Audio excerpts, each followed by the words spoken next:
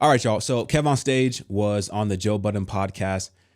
I have a lot of respect and appreciation for how open and how honest and how transparent he was. And because of those attributes that he displayed, we are able to have this conversation today. Because if he feels these types of emotions and feelings, and if he has these views of the Bible, then I'm sure that this is shared amongst other people, not just himself. And that's why I think it's important to have these conversations. And I don't want to overly focus on Kev, the person, although, he's the title, he's the thumbnail. It's a large reason why you clicked. I want to focus on the conversation that he brought to the table. Now, I didn't realize he was this progressive, like I said, when it came to his theology. I had no clue. It was actually very difficult listening to the Bible conversations that they had throughout this episode. I will say he did bring a lot of game to the table as it relates to marketing, business, and content creation. He had a lot of value, a lot of game, a lot of insight. But when it came to the Bible conversations and the conversations around, God, it was very difficult to listen to. But I understand to an extent why he feels this way, because it sounds like he grew up in a very legalistic church environment early on in his faith. And that'll really shape your beliefs. That'll really do some things to you. Because when you have people telling you not to do something, and then they're doing the same things that they told you was a sin behind closed doors, I could imagine that creates a certain level of mistrust in the people of the church. And from my perception, that mistrust that he developed in the people of the church, some way, somehow, it made its way into his understanding and his view of the Bible. There was an interesting question that was asked. I don't know who asked, but somebody said to Kevin, "What's one of the things from church that you had to let go of?" Kev said, homophobia. So he feels like the church made him homophobic. And he doesn't think that the Bible actually promotes that. And I agree, the Bible is not homophobic, but from the standpoint of like how the world views homophobia, the Bible is just very clear on what it says. The Bible is just very clear on what is natural and what is unnatural. The Bible is very clear when it comes to the type of relationship that honors God. And we have clear examples of the type of relationship that honors God. We don't have any. So here's the thing. The burden of proof is on you. If you are claiming that the Bible endorses a homosexual lifestyle, then the burden of proof is on you to go through the scriptures and show me where it says that or where it displays that. Because I could show you multiple accounts, multiple examples of what a God-honoring relationship looks like. But we'll get to that in a second. There was also another question that was asked further down in the podcast where somebody said, "Why do you need religion at all?" Now, this is on the back of this sentiment of potential mistrust in the scriptures, potentially not trusting the translation of the Bible and if it really means what God intended it to mean. So they said, "Why do you even need religion at all?" Kev said, I thought this was extremely interesting. He said, quote, "I don't think a thing has to be perfect for it to be useful," end quote. That was extremely interesting. Now, I want to play this point in the conversation.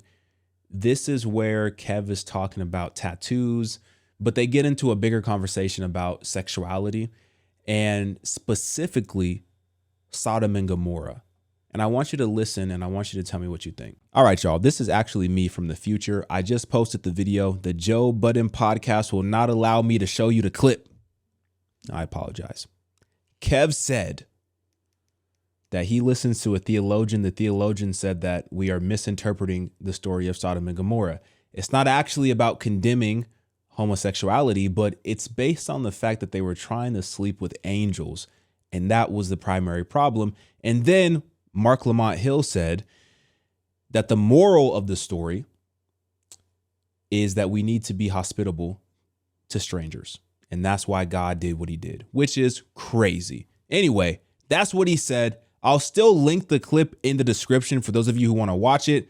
But let's continue with my reaction to the clip. I don't know what Mark Lamont Hill is talking about.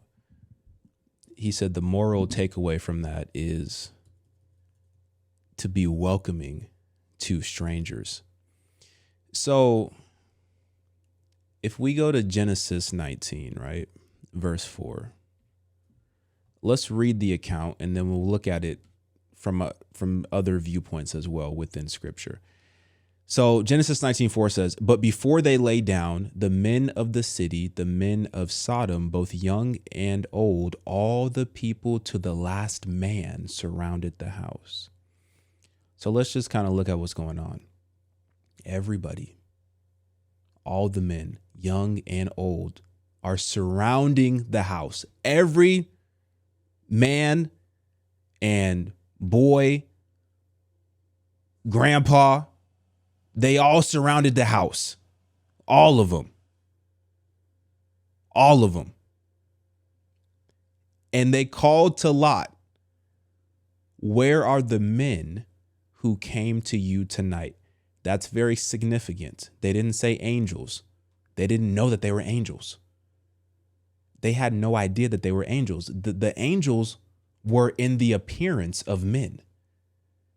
There was nothing that would indicate or suggest that they knew that they were angels. And then they said, "Bring them out to us that we may know them." I think we all know what know them means. They're trying to gang relation with these two men. Lot went out to the men at the entrance, shut the door after him, and said, "I beg you, my brothers, do not act so wickedly. Behold, I have 2 daughters." So this is crazy. I don't know why he said this, but he said, "I have 2 daughters who have not known any man. Let me bring them out to you, and do to them as you please. Only do nothing to these men, for they have come under the shelter of my roof." So you have all the men in the city surrounding Lot's house. They're trying to have some gang relations with these 2 men. Lot says, "Don't do this. It's wicked. I have 2 virgin daughters. Do whatever you want with them." They refuse. They say no. Jeremiah 23. To the point that they were making, Sodom and Gomorrah, the sin of Sodom and Gomorrah, it wasn't just sexual immorality. Because Jeremiah 23:14 says, "But in the prophets of Jerusalem, I have seen a horrible thing. They commit adultery. They walk in lies. They strengthen the hands of evildoers, so that no one turns from his evil. All of them have become like Sodom to me, and the inhabitants like Gomorrah." So it wasn't just the sexual immorality, the adultery component, walking in lies, strengthening the hands of evildoers. There's also a point in Ezekiel 16 where it says, "Behold, this was the guilt of your sister, Sodom.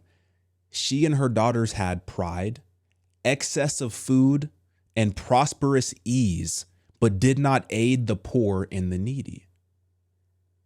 They were haughty and did an abomination before me, so I removed them when I saw it." So once again, it wasn't just the sexual component. That was a large part of it. And based on this scripture, the sexual component was the tipping point. But what does it also say? Pride, excess of food, prosperity, but an unwillingness to help people who are in need. So you have everything that you need and more. You have an abundance of resources, But you're so prideful, you're not even able to recognize that people who have less than you could benefit greatly from a small percentage of what you have, right? But then verse 50, it says, they were haughty and did an abomination before me. So I removed them when I saw it.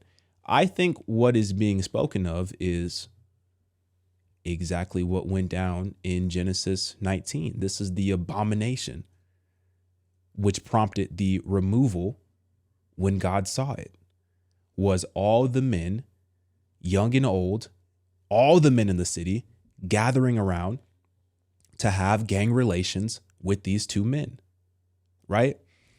You go to the New Testament, you go to Jude 7, just as Sodom and Gomorrah and the surrounding cities, that's a big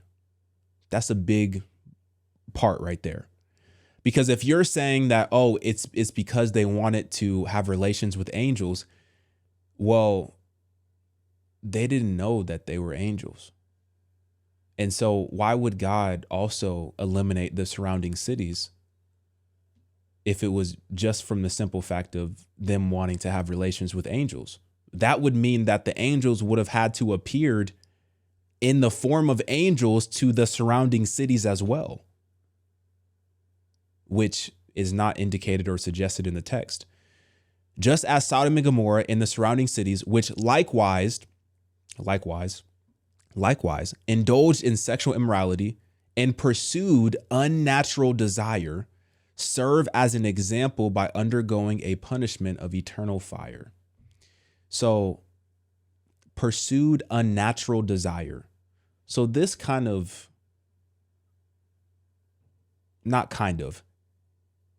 this clearly indicates that there is natural desire and there's unnatural desire.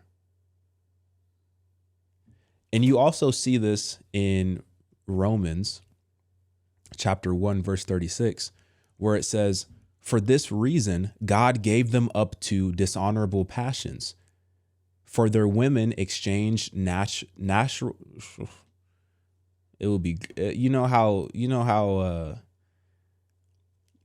much further along I would be if I just knew how to read. For their women exchanged natural relations for those that are contrary to nature. And the men likewise gave up natural relations with women and were consumed with passion for one another, men committing shameless acts with men and receiving in themselves the due penalty for error. So, the Bible is very clear. The Bible is very straightforward. The Bible is so honest that it is brutal. And I think we don't often want to engage in the brutalness of the scriptures because it's offensive to our flesh, especially when we are amongst people who don't have a desire to want to pursue the things of God. And that's just the world that we live in. Not everybody's going to be a believer. Not everybody's going to be a Christian. Not everybody cares about what the truth is because they have developed for themselves what they believe to be true. But when it comes to the Bible, there is a natural relation from a sexual standpoint that is clearly outlined in Scripture. And to acknowledge that is not being homophobic. It's just acknowledging the truth. It is what it is. Men were designed from a natural standpoint to have sexual relations with women. And there's a clear boundary that God has created called marriage. And within this boundary, I don't know if that's the right word, but let's just roll with it. Within this boundary of marriage, you are free to have sex with your wife. And that is good. You should do that to bond, to become one flesh, to be fruitful and multiply. That is natural. That is how that's how you were created. That's what God intended. But for you to have unnatural relationships, that is outside of the will of God. So if that's something that you want to do, then you have free will. You can do that. But with that natural or unnatural relationship that you are partaking in, there are going to be certain consequences, both physically, spiritually, emotionally, for that lifestyle. And we can see the data. We can look at the CDC data. We can see that it's simply not a healthy lifestyle. You can see the data. It's not a healthy lifestyle. So you have to recognize and you have to confront it for what it is. It's a desire that is unnatural. And I think we all struggle with desires that are not pleasing to God. But we have to recognize it. We have to be honest about it. We have to be truthful about what that is. And we have to deny those desires. But a lot of people nowadays, they've taken those desires, those unnatural desires, and they've made it an attribute, a core attribute of their identity. But your identity was already decided for you, and God said it was good. So that desire that you are making a core attribute of your identity is incorrect. It's incorrect. It's unnatural, and it will always be unnatural. But that doesn't mean that I or a Bible-believing Christian is homophobic. Because like I said, we struggle with desires, we struggle with passions that aren't pleasing to God. But we're not going to give in to those desires. We're not going to give in to those passions. We're not going to create an identity for ourselves rooted in those passions and desires, because we understand that is outside of the will of God. So it's not that I'm better than you, or that I'm more perfect than you, or I'm a better Christian than you, or anything like that. It's just a simple recognition that the Bible is very clear on this topic. And if you are unwilling to accept that, then you have to ask yourself, what else are you unwilling to accept within the Bible? Like I said, I'm speaking to the entirety of the crowd that has similar beliefs and views as Kev. I'm not just speaking specifically to Kev. I'm speaking to the crowd at large. Anyway,